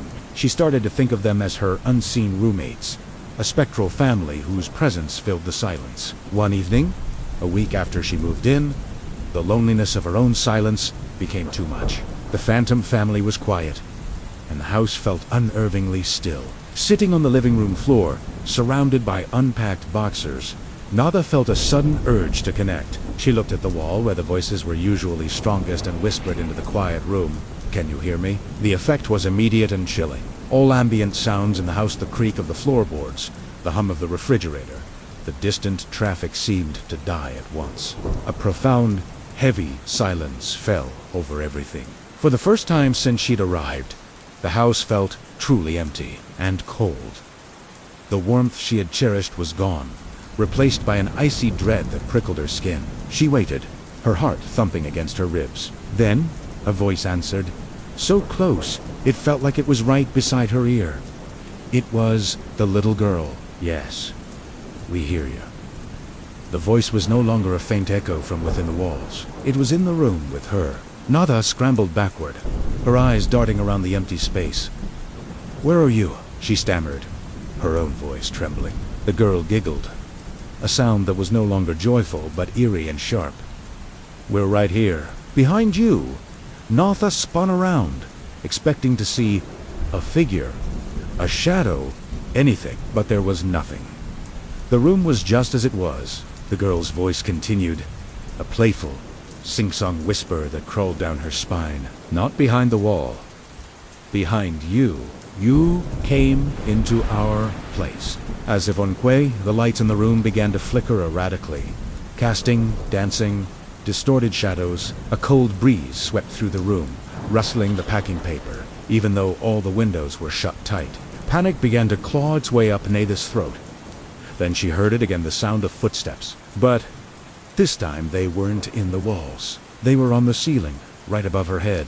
The quick, light patter of a child running, back and forth, back and forth. The mother's voice was next, no longer a distant murmur, but a calm, soothing whisper that was somehow more terrifying than a scream. It was right beside her, a breath against her cheek. "We've waited for someone to join us. This house is ours, and now you belong to it too." That was it. The spell was broken. Primal fear took over, and Nada scrambled to her feet, desperate to escape. She bolted for the front door, her feet pounding on the wooden floor. But the hallway seemed to stretch before her, the door getting farther away with every step she took. It was impossible. A nightmare playing out in real time. The very architecture of the house was turning against her. She glanced back and saw the living room door vanish, the frame sealing itself into a solid wall. Rooms were shifting, walls sliding silently like living skin, trapping her in a maze of her own terror. The family's voices were no longer faint echoes. They were loud, cacophonous, surrounding her from every direction. They were laughing. They were calling her name. They were running alongside her, unseen. They were crying. They were living a vibrant, terrifying storm of sound and presence. Nada was trapped, disoriented, sobbing. She finally stumbled and fell against a wall, pounding on it with her fists. But it didn't feel like plaster anymore. It was soft, yielding, and warm. It felt like flesh. Beneath her frantic fists, she could feel a slow, steady rhythm. The wall was beating. Like a heart, the house was alive. She heard the little girl's voice, whispered directly in her ear, a tone of strange, misplaced comfort. You don't need to be scared. They were scared too, at first. The father's voice boomed then, no longer a friendly laugh, but a voice of absolute, inescapable authority. It came from all around her, from the very air she was breathing. You stepped into our home. Now, you stay with us. Before Nada could scream, the wall behind her opened. It didn't crumble or break. It parted like a mouth, a soft, fleshy mouth. She was pulled backward, an irresistible force, dragging her into the suffocating darkness within. She was swallowed by the house, her terror silenced before it could even form a scream. By morning, the house had settled. The hallway was its normal length. The doors were all in their proper places. The walls were solid. Silent plaster once more. The sun streamed through the windows, illuminating dust motes, dancing in the peaceful, quiet air. It looked just like it did the day Nada first saw it. Warm, welcoming, waiting, and it will stay that way, patient and still, until the next tenant moves in, until someone new, drawn in by the warmth, starts to unpack their life, until they're standing in the kitchen one evening and they hear a faint, familiar voice from behind the wall. A voice they've never heard before, but somehow recognized. A voice that says, "Welcome home."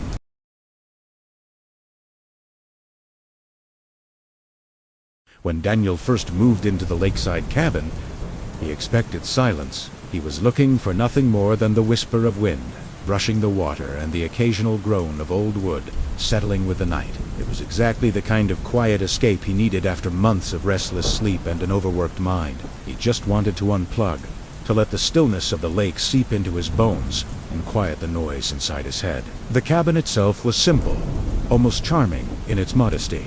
A narrow living space, a compact kitchen that had just enough room for one person, and a single bedroom. The bedroom was dominated by long, old-fashioned curtains that hung from the ceiling all the way to the floor. The fabric was thick, heavier than anything Daniel had ever seen, and patterned with faded, swirling shapes. They were the kind of patterns that made them look like they were always shifting in the corner of your eye, playing tricks on your perception. He noticed immediately that the curtains didn't match the rest of the house. They were too old, too deliberate. It was as if someone had made a very specific choice to hang them there, and only them. They felt out of place, like a forgotten relic from a much older story. The first night passed peacefully. Daniel slept deeply, more deeply than he had in months. The quiet he'd been craving worked its magic, and he woke up feeling refreshed, convinced he'd made the right decision. But on the second night, something changed. He woke shortly after midnight, not from a nightmare, but from a sensation. A feeling as though someone had whispered into the room just moments before he opened his eyes. It wasn't a distinct word. It was more like sound shaped into breath. A soft, lingering exhale that didn't belong to him. He sat up slowly, every muscle tense, listening. The cabin was still. Too still. The kind of silence that feels heavy, like it's pressing in on you. He held his breath, waiting for another sound, another sign. Nothing came. He lay back down, his heart still thumping, and convinced himself it was just his imagination, his tired mind playing tricks on him in a new place. He managed to drift off again within minutes, but the following nights, the whisper returned. It wasn't every night, and it wasn't predictable, which was almost worse. It was just enough to unsettle him, to keep him on edge. Sometimes it sounded distant, like a murmur from the far side of the room, faint and barely there. Other times, it felt as though someone was right beside the bed, leaning close, their presence a cold spot in the air, yet saying nothing clear. Daniel tried to ignore it. He told himself it was the house settling, the wind finding a crack in the old window frame. But the whispers grew longer, more intentional. He began to hear the shape of syllables, broken words that almost formed sentences. It was like listening to a radio tuned just slightly off station. The voice there, but the message lost in static. On the seventh night, he woke with the distinct and chilling impression that the whisper came from the curtains. The thought was absurd, illogical, but the idea clung to him, refusing to leave. He couldn't shake it. During the day, he decided to investigate. He studied them closer, running his hands over the heavy fabric. It smelled faintly of dust, an old rainwater, a damp, earthy scent. When he touched it, he felt a slight, unusual chill like touching cold stone that had been left in the shade all day. He pulled them aside. Behind the curtains was only the window, and beyond that, the placid lake. Nothing unusual, nothing strange, just glass and wood. But at night, the feeling changed. The curtains seemed to command the room's atmosphere. One evening, around 2 a.m, Daniel woke again, this time to an unmistakable sound. It was a soft, deliberate tap on the floor, coming from behind the curtains. Tap, a long pause. Tap, tap. It was the sound of something inside trying to step quietly, cautiously. Daniel's breath stalled in his throat. His eyes stayed fixed on the dark, monolithic shape of the curtains, which hung completely motionless in the faint moonlight filtering into the room. A tremor ran across his chest, a raw mixture of fear and disbelief. It was frozen. Unable to move, unable to breathe. The tapping stopped. Silence filled the room again. But this quiet felt alive, tense, as if it were waiting for him to respond. He didn't. He closed his eyes tight and pretended to be asleep, listening to the frantic drumming of his own heart until the first light of morning. But the next night, the tapping returned, and it brought a friend. Along with the taps, he heard a new sound. A long, slow dragging, as though dry fingertips were tracing the wooden floor inch by inch. This time, Daniel couldn't stay silent. He forced the words out, his voice a dry, cracking whisper.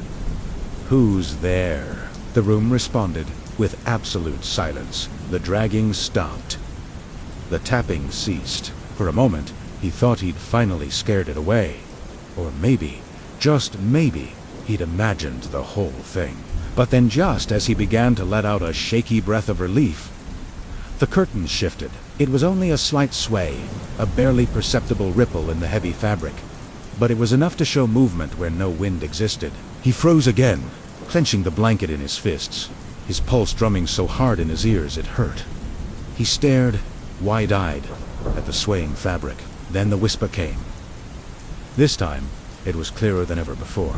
2 simple words, spoken softly, with a strange, restrained quality, almost pleading. Not yet. Daniel left every light in the cabin on until dawn. As the sun rose, casting long shadows across the floor, he seriously considered packing his bags and leaving, driving away and never looking back. But a strange, heavy curiosity had rooted him to the place. The voice, it didn't feel threatening in the way a stranger in the dark would. It didn't feel malicious. Instead, it felt trapped, like something waiting for permission to be seen, to be heard. Night after night, the whispers continued, becoming a strange, fragmented conversation he was only half privy to. Sometimes, they spoke fragments of sentences. Still here. Other times, a warning, don't open. And sometimes, a chilling confirmation of his deepest fear, watching. And every night, the curtains would sway barely. Subtly though, the air in the room remained perfectly still, By the 10th night, Daniel's fear had slowly morphed into a strange, obsessive anticipation. He found that he wanted to know the truth more than he wanted to sleep. His exhaustion was a small price to pay for an answer. That was the night everything changed. He sat up on the edge of his bed, staring at the curtains, refusing to close his eyes. He was ready for a confrontation. Hours passed. Nothing happened. The moon, Rosé, then drifted lazily across the sky, its pale light painting a silver stripe on the floor. The silence in the cabin was so deep, so profound, it made his ears ring. He started to think nothing would happen, that he had finally reached the end of this strange ordeal. But just before dawn, when the faintest gray light began to touch the window, he heard it. It was so close, so intimate. It felt like warm breath on his shoulder. "You're ready." Instantly, the curtain moved violently. It was pulled inward from behind, as though something had gripped it with a fist. Daniel shot to his feet, heart hammering against his ribs, stumbling backward away from the bed. The curtain stretched. It tightened. Then, slowly, painfully slowly, it began to open on its own. Halfway, then 3/4, then fully. Stillness, utter stillness. Nothing was behind it. Just the window, just the quiet, waking world outside. Then the whisper slid across the room, gentle as a final sigh. "Thank you." And in the faint reflection of the window glass, Daniel saw it, a shape as faint and ephemeral as fog, stepping away from him, dissolving into the pale morning light, leaving the cabin and this world forever. The curtains went still. The air in the room felt lighter. The whispers stopped. Daniel never heard the voice again, but he left the cabin the following day, and he never once looked back at the curtains.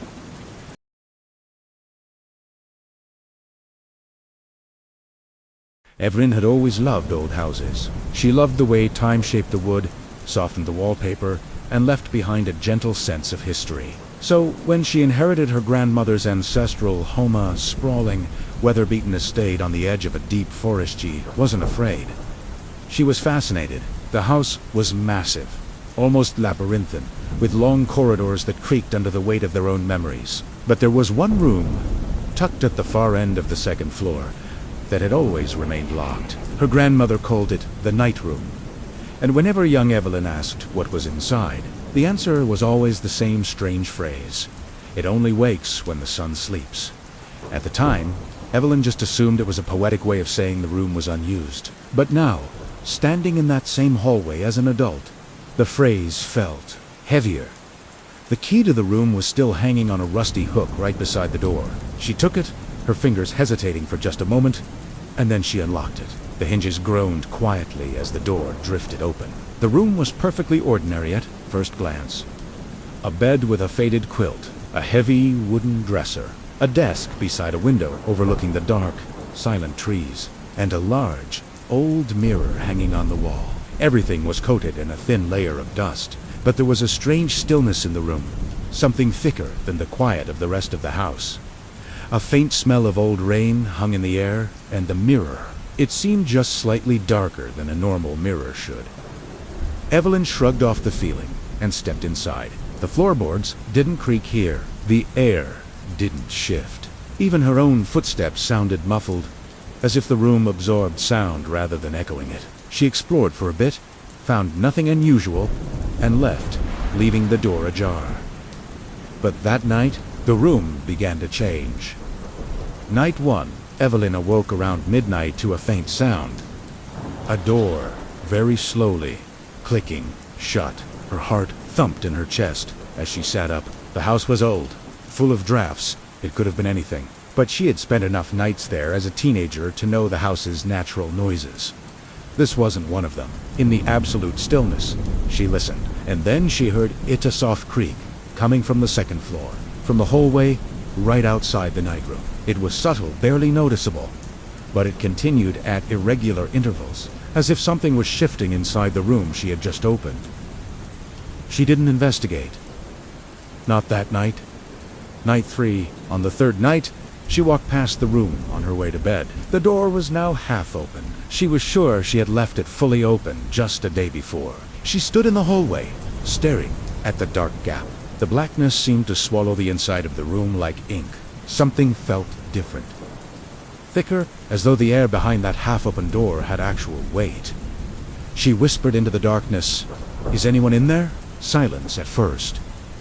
Then, not quite a sound, but the suggestion of one like someone slowly dragging their hand across old fabric inside the room. Evelyn backed away and shut her bedroom door firmly behind her. Night 5. By the 5th night, she could no longer ignore it. She was awakened by the unmistakable sound of footsteps, slow, measured footsteps moving inside the night room. Each step was carefully placed, followed by a pause. As if it was listening for her reaction, she lay frozen in her bed, breathing as shallowly as she could.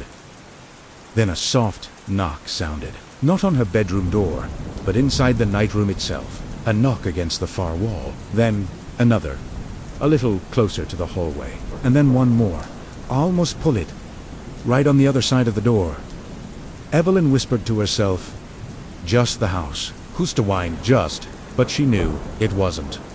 Night 7. The 7th night was the one that changed everything. She gathered her courage and walked toward the night room just after sunset. The hallway was dim.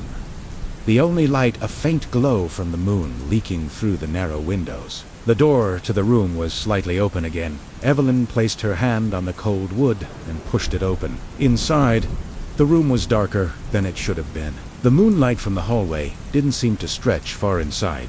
It felt like stepping into a cold pocket of air, completely untouched by the world outside. The bed looked the same, the dresser the same, but the mirror was different. As she approached it, she noticed something deeply unsettling. Her reflection wasn't perfectly aligned with her movements. It was just slightly delayed. A barely perceptible lag, but it was enough to send a cold chill right up her spine. And then her reflection blinked. Evelyn hadn't blinked. Her breath caught in her throat. The reflection tilted its head the wrong way, slowly, like a curious stranger studying her from the other side. She stumbled back, her heart thundering in her chest. But the moment she broke eye contact, the mirror returned to normal, her own terrified reflection staring back at her. Evelyn exhaled shakily and hurried out of the room. Night 10. She tried to avoid the room. She tried to sleep. She tried to convince herself she had imagined everything. But on the 10th night, she woke suddenly, with a primal sense that something was wrong. Her bedroom door was open. She knew she had closed it. The hallway beyond was completely dark. Then she heard it, the whisper of movement drifting softly from the night room through the house, like fabric brushing against wood.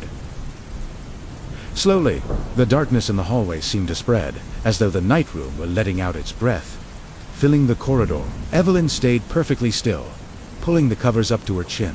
The footsteps resumed, calm, unhurried, and they stopped right outside her bedroom door. Silencie, a terrible, waiting silence. Then, in a voice that was barely more than a breath, from just outside her door, "The sun sleeps. So now, I wake."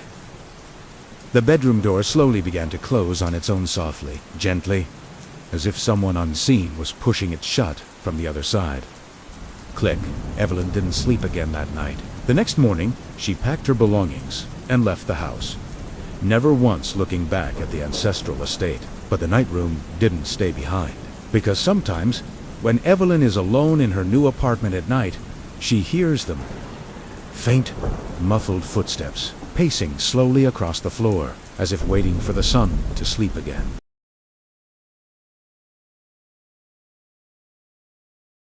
When Clara moved into her small countryside home, she felt like she'd finally escaped the noise of the city. The cottage sat alone near an enormous forest, quiet, ancient, and endlessly deep. Every morning, she woke to the smell of pine drifting through her window, and every night, she fell asleep to the soft chorus of crickets humming through the darkness. It was perfect, a new beginning, a quiet life. But on the 23rd night, after she moved in, the silence was broken.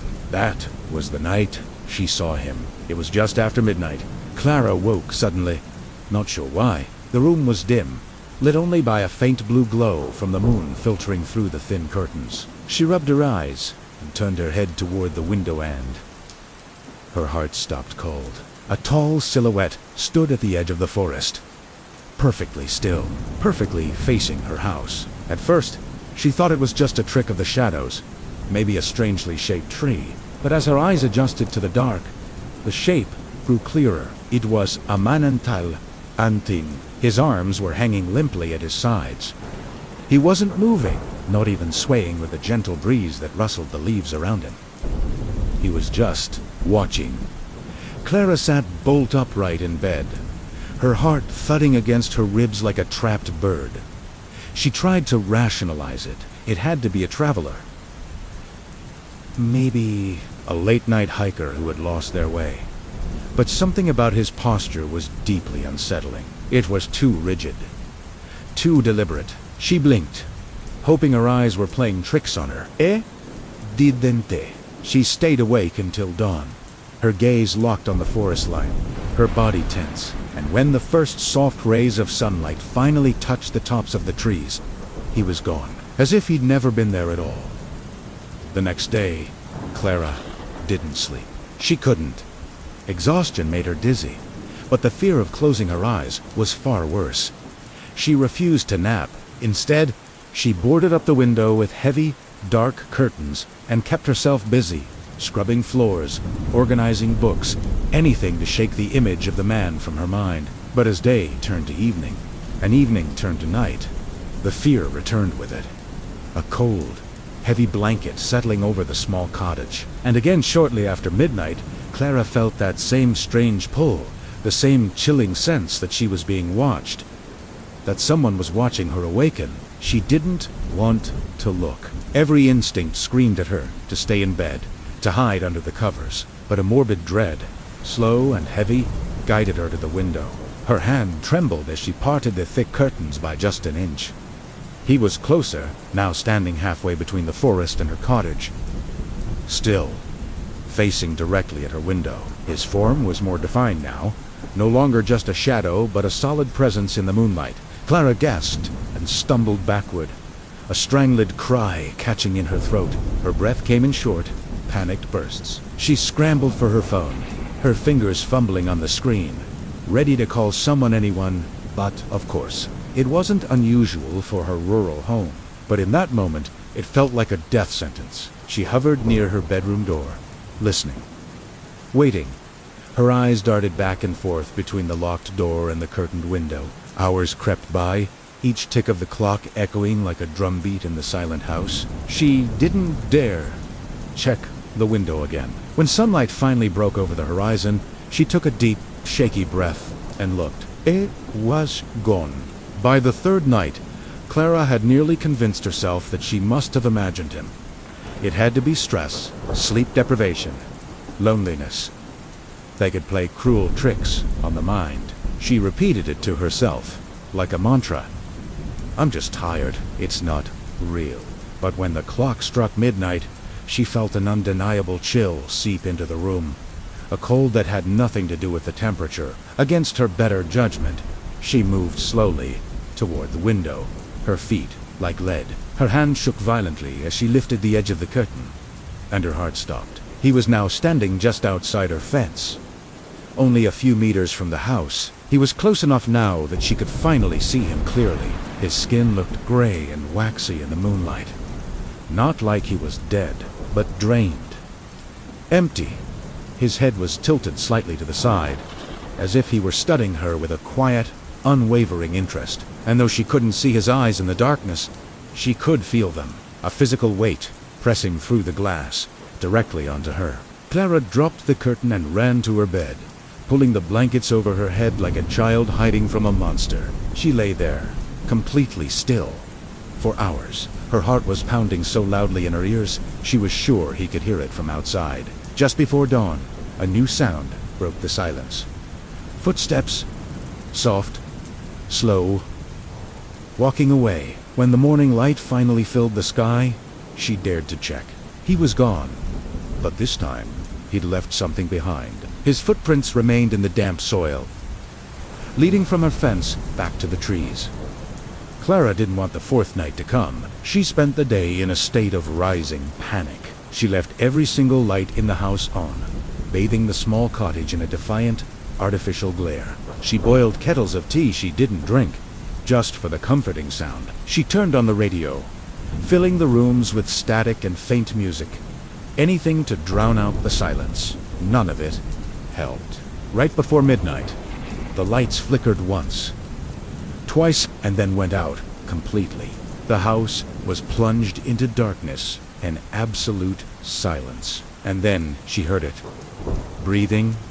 It wasn't hers. It was low and raspy, just outside the window. Shaking violently, she forced herself to approach the window one more time. She could feel a faint vibration in the glass, as though something stood only inches away on the other side. She pressed her lips together and whispered, her voice barely audible, "Please, go Hawaii." The breathing stopped. A long, terrible moment passed. Then a new sound. The sound of a hand sliding down the glass, slow and deliberate, tracing a path from the top of the window right down to the bottom. Clara collapsed onto the floor, her hands clamped over her mouth to keep from screaming. And outside, a single soft whisper drifted through the night air. Almost time, the fifth night, was the one she would never forget. Clara didn't sleep. She didn't sit. She paced the cottage like a caged animal, phone clutched in her hand, searching desperately for a single bar of signal that never came. Minutes before midnight, the house grew unbearably cold. This wasn't an ordinary chill. This cold felt purposeful, malevolent, the kind that creeps beneath your skin and into your bones. Then, from the yard, a sound that made her blood run ice cold. Creak. Her old wooden gate opened, slowly, on its own. Tears gathered in Clara's eyes. She backed away into the kitchen, grabbing a knife from the block, though she knew it was a useless gesture. She heard footsteps, soft, measured, approaching the house. Then came the most terrifying sound of all, the unmistakable sound of her front doorknob turning. Quietly, slowly. Once, twice. Then a voice spoke from the other side of the door. It was calm, gentle, almost disappointed. "You saw me too." The doorknob released. The footsteps retreated, and a profound silence settled across the cottage like a heavy blanket. When dawn finally arrived, Clara cautiously, fearfully, opened her front door. There were footprints in the yard, but they didn't lead back into the forest this time. They circled the house twice, as though someone had been looking for another way in. Clara packed her belongings that morning. She didn't take much, just enough to disappear. Before she got in her car, she stared one last time at the forest. The trees stood motionless, quiet, as if they were waiting for something. She drove away and never, ever returned. But sometimes, months later, in a new city, in a new home, when she wakes suddenly, in the middle of the night, she swears she sees a tall, thin silhouette standing in the shadows of her new backyard, as still as the trees behind him. Watching, waiting.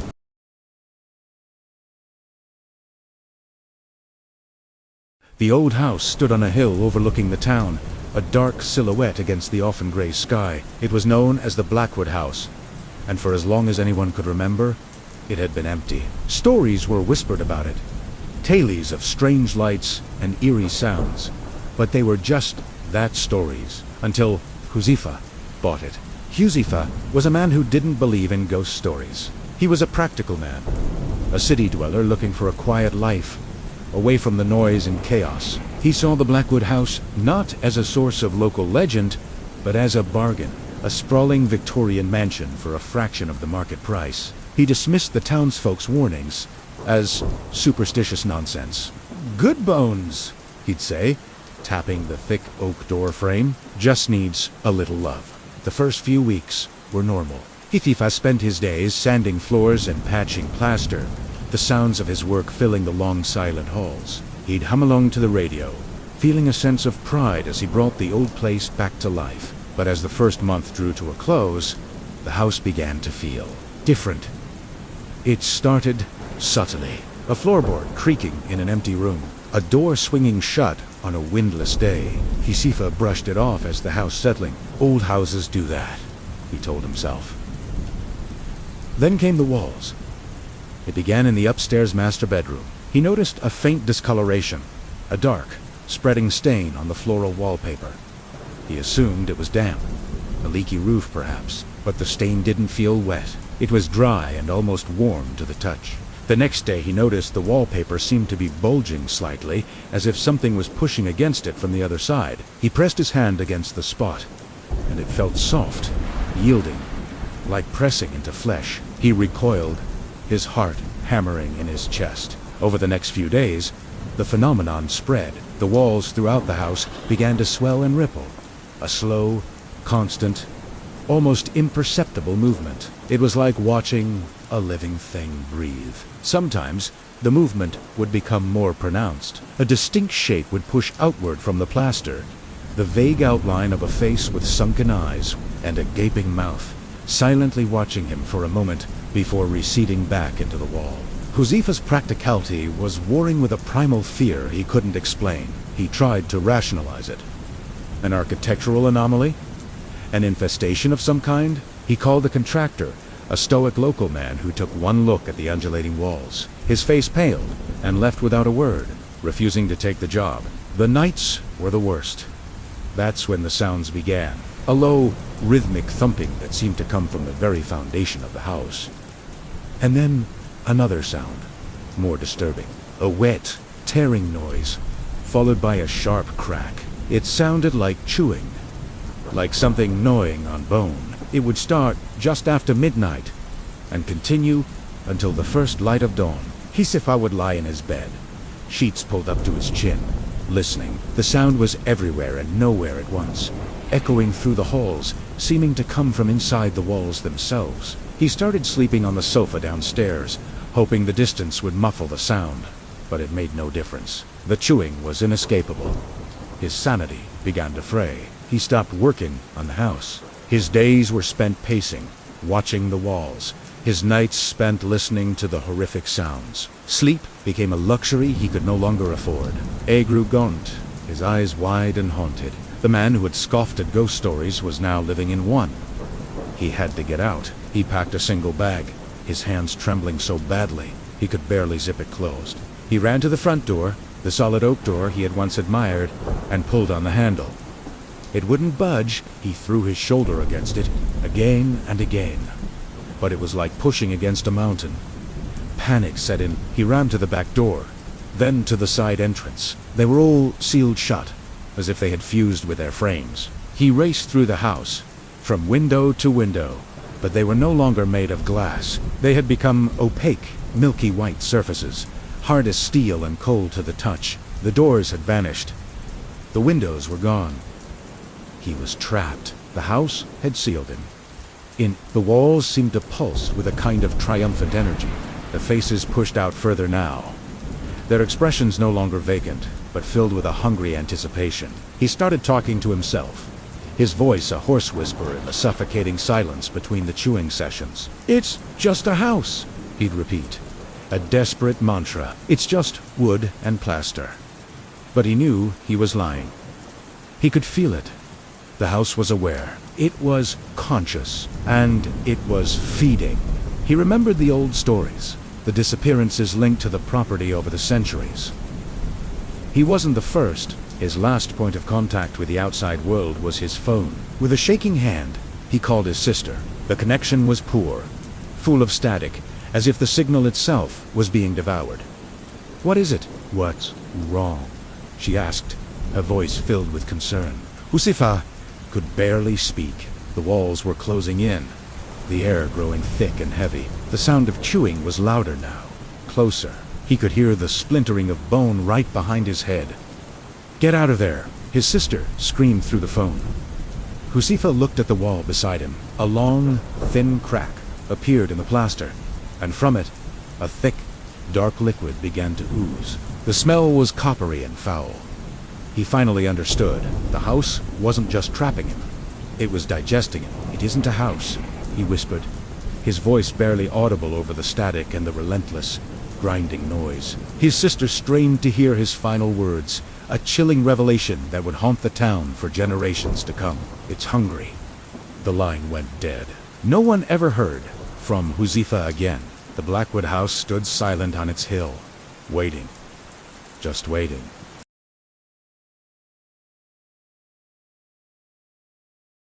Have you ever felt like someone was watching you while you slept? That prickling sensation on the back of your neck. The feeling that you're not quite alone in the room. For most of us, it's just a fleeting fear. A shadow our mind creates in the dark. But for Salma, it was a nightly reality. A terrifying ritual she couldn't escape. It all started subtly, almost innocently. One Tuesday night, Salma was drifting off to sleep, lost in that fuzzy space between wakefulness and dreams. That's when she first heard it. A whisper, so faint she almost dismissed it as the wind or the house settling. It was a man's voice, low and raspy. Double quotes, it said. Salma's eyes snapped open. She sat up, heart pounding, scanning the darkness of her bedroom. Nothing. The closet door was shut. The window was locked. And the only other living thing in the room was her cat. Midnight, curled up peacefully at the foot of her bed. She told herself she was just tired, her mind playing tricks on her. She lay back down, pulled the covers up to her chin, and eventually, sleep took over. The next night, it happened again. Just as she was about to fall asleep, two double quotes. This time, it was clearer. Salma froze. The voice wasn't coming from the closet or the hallway. It sounded like it was right there in the room with her. She fumbled for the lamp on her nightstand, flooding the room with light. Again, nothing. She was completely alone. But the fear was real. It was a cold, heavy presence that settled in her chest and wouldn't leave. She spent the rest of the night with the lights on, jumping at every creak and groan of the old house. The third night, Salma was determined to stay awake. She drank coffee, splashed cold water on her face, and even tried pinching herself. But exhaustion is a powerful force. As her eyelids grew heavy, the voice returned. 2.3. It was closer now, more distinct. It sounded like someone was standing right next to her bed, leaning over her. Salma squeezed her eyes shut, too terrified to look. She could almost feel the phantom breath on her cheek. She didn't sleep a wink that night, or the night after that. The counting became a nightly torment. Every evening, as darkness fell, a knot of dread would tighten in Salma's stomach. The voice would begin its slow, deliberate count. 1.2.3.4. Each night, it added another number. Each night, it seemed to get closer, more intimate. 20-1. 20-2. It was as if the counter was learning her rhythm, syncing with the rise and fall of her own chest. She tried everything to stop it. She played loud music, left the television on even beauté, industrial-strength earplugs. Nothing worked. The voice cut through every barrier, a persistent, ghostly whisper that belonged only to her. Her friends and family started to worry. She had dark circles under her eyes. She was jumpy and irritable, and she'd lost weight. "You're just stressed," her mom said, trying to be helpful. "Maybe you should see a doctor." Salma tried to explain, but how do you tell someone that a disembodied voice is counting your breaths every night? It sounded insane. They wouldn't believe her. They'd think she was losing her mind. So, she suffered in silence, trapped in a waking nightmare. One night, she decided she couldn't take it anymore. She had to know what this was. After the voice started its count, reaching 50-6, 50-7, Salma gathered every ounce of courage she had. She whispered into the darkness, her voice trembling. "Who are you? What do you want?" The counting stopped. The silence that followed was somehow more terrifying than the voice itself. For a moment, Salma thought maybe, just maybe, she had scared it away. Then, the whisper returned, this time directly in her ear. A cold, chilling presence. "I'm just counting," it said, its tone amused, almost playful. And then it resumed. 50-8 ... 50-9 ... Double quotes. The days blurred into a haze of exhaustion and fear. Salma felt like a ghost in her own life, just going through the motions. The counting continued, relentless. 70-3 ... 70-4 ... It was a countdown to what she didn't know. And that uncertainty was the worst part. She started researching, spending hours in the library and online, looking for anything that could explain what was happening. She read about sleep paralysis, auditory hallucinations, ancient curses, and spirits tied to objects or places. She smudged her room with sage, hung salt bags over her door, and even tried reciting prayers she hadn't said since she was a child. The voice just kept counting. 80-8 ...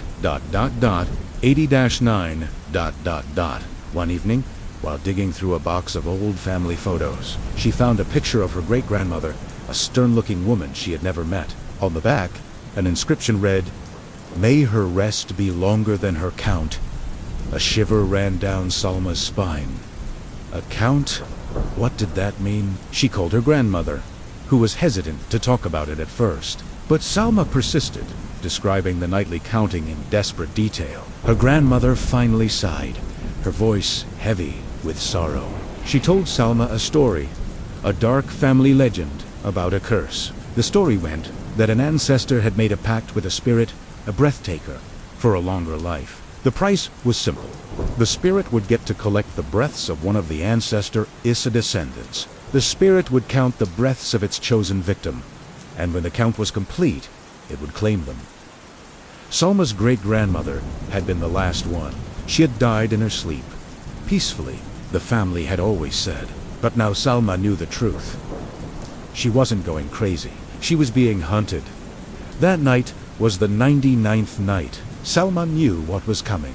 There was a strange sense of calm that washed over her. The fear was still there, a cold stone in her gut, but the frantic panic was gone, replaced by a grim resignation. She didn't try to stay awake. She didn't turn on the lights or play music. She simply lay in her bed, staring up at the ceiling, and waited.